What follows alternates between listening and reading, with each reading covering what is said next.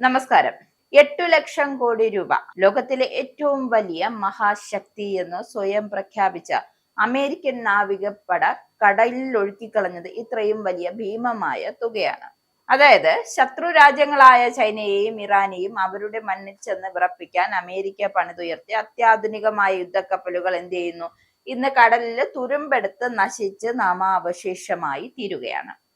സ്വന്തം നാവികർ പോലും ചെറിയ വൃത്തികെട്ട കപ്പലുകൾ എന്ന് പരിഹസിച്ച് വിളിക്കുന്ന ഒരു ചെറിയ ഡ്രോൺ ആക്രമണത്തെ പോലും പ്രതിരോധിക്കാൻ ലവലേശം ശേഷിയില്ലാത്ത ഈ കപ്പലുകൾ അമേരിക്കൻ സാമ്രാജ്യത്തിന്റെ തകർച്ചയെ തന്നെയാണ് അടയാളപ്പെടുത്തുന്നത്.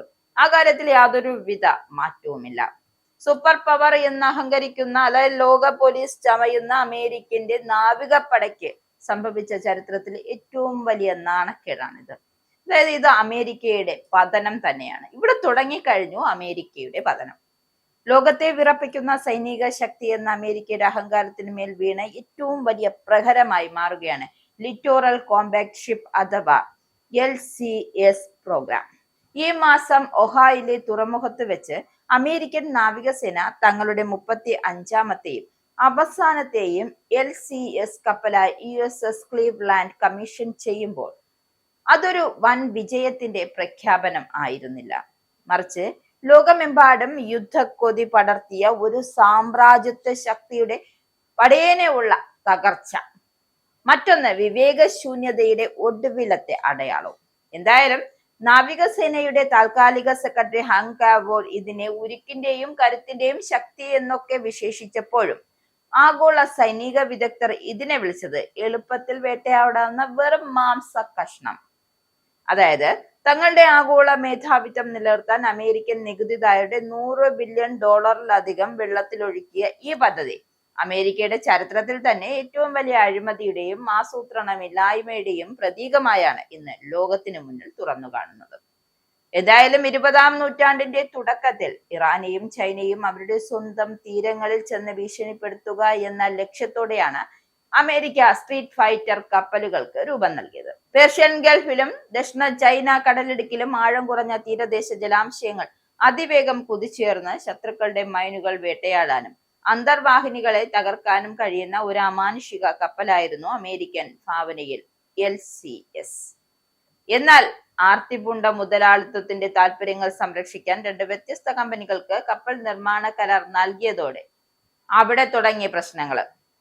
എന്തായാലും സ്റ്റീൽ കൊണ്ട് നിർമ്മിച്ച ഫ്രീഡം ക്ലാസ്, അലുമിനിയം കൊണ്ട് ഇൻഡിപെൻഡൻസ് ക്ലാസ് എന്നിങ്ങനെ ഒന്നൊന്നായി വ്യത്യസ്തമായ 2 ഡിസൈനുകൾ വിതരണ ശൃംഖലയും ലോജിസ്റ്റിക്സിനെയും പൂർണ്ണമായും അങ്ങ് അപ്പാടെ മാറ്റിമറിച്ചു, അല്ലെങ്കിൽ തകിടം മറിച്ചു. അപ്പോൾ കപ്പൽ എന്തിനുപയോഗിക്കണം എന്ന് തീരുമാനിക്കുന്നതിന് മുമ്പ് തന്നെ കപ്പലിന്റെ നിർമ്മാണം പൂർത്തിയാക്കിയ നാവിക ആസൂത്രകരുടെ വിഡിതം ഈ പ്രോഗ്രാമിന്റെ തുടക്കം മുതലേ ദുരന്തമായി മാറ്റി. അതായത് നമ്മൾ ഒരു സാധനം നിർമ്മിക്കുമ്പോൾ അത് എന്ത് പർപ്പസിനാണ് നിർമ്മിക്കുന്നത് നമുക്ക് ഓൾറെഡി ഒരു പ്ലാനിങ് ഉണ്ടാവും. പക്ഷെ അതുപോലും ഇല്ലാതെയാണ് എന്ത് ചെയ്ത് ഇത് നിർമ്മിച്ചത്. വേഗതയേറിയ വാട്ടർ ജെറ്റ് എഞ്ചിനുകളും അത്യാധുനിക സാങ്കേതിക വിദ്യകളും അവകാശപ്പെട്ട് കടലിലിറങ്ങിയ ഈ കപ്പലുകൾക്ക് വളരെ പെട്ടെന്ന് തന്നെ നാവികർക്കിടയിൽ ലിറ്റോറൽ കോമ്പാക്ട് ഷിപ്പ് എന്നതിന് പകരം ലിറ്റിൽ ക്രാബ് ഷിപ്പ് അഥവാ ചെറിയ വൃത്തികെട്ട കപ്പൽ എന്ന പരിഹാസ്യമായ പേര് വീണു. 2016 സിംഗപ്പൂരിൽ വെച്ച് USS ഫോർട്ട് വർത്തിന്റെ പ്രൊപ്പോഷൽ സിസ്റ്റം തകരാറിലായതിനെ തുടർന്ന് 8 മാസത്തിലധികമാണ് ഈ കപ്പൽ ഇവിടെ ഇരുന്നത്, കട്ടപ്പുറത്തിരുന്നത്.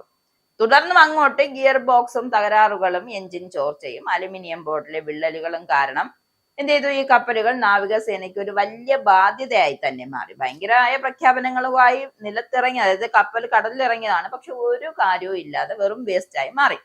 25 വർഷം സർവീസ് നടത്തുമെന്ന് പ്രഖ്യാപിച്ച് പണിതുകൊണ്ട് വന്നതാണ് ഇത് USS സിയോക്സ് സിറ്റി. വെറും 5 വർഷത്തെ സേവനത്തിന് ശേഷം 2023 നാവികസേനയ്ക്ക് ഡീകമ്മീഷൻ ചെയ്യേണ്ടി വന്നു. കോടിക്കണക്കിന് ഡോളർ വിലയുള്ള കപ്പലുകൾ തുരുമ്പെടുത്ത് നശിക്കുന്നത് തടയാൻ USS കോൺഗ്രസ് നിയമങ്ങൾ കൊണ്ടുവന്നുവെങ്കിലും ഒരു കാര്യമില്ല. സ്വന്തം ജീവനക്കാർക്ക് അവരുടെ ജീവൻ പോലും സുരക്ഷ നൽകാൻ കഴിയാത്ത ഈ കപ്പലുകളെ കടലിലിറക്കാൻ നാവികസേന ഇന്നും ഭയപ്പെടുന്നുണ്ട്. അപ്പോ അമേരിക്കയുടെ ആഗോള അപ്രമത്തത്വത്തിന്റെ പതനം പൂർത്തിയാകുന്നത് ഈ കപ്പലുകളുടെ പ്രതിരോധമില്ലായ്മയിലൂടെ തന്നെയാണ്. ഇറാനുമായുള്ള നിലവിലെ സംഘർഷത്തിൽ ഹോർമൂസ് കടലിടുക്കിലെ മൈനുകൾ നീക്കം ചെയ്യാൻ അയച്ച 3 LCS കപ്പലുകൾക്ക് അവിടെ ഒരു പുല്ലുപോലും മാറ്റാൻ കഴിഞ്ഞിട്ടില്ല എന്നതാണ് വാസ്തവം.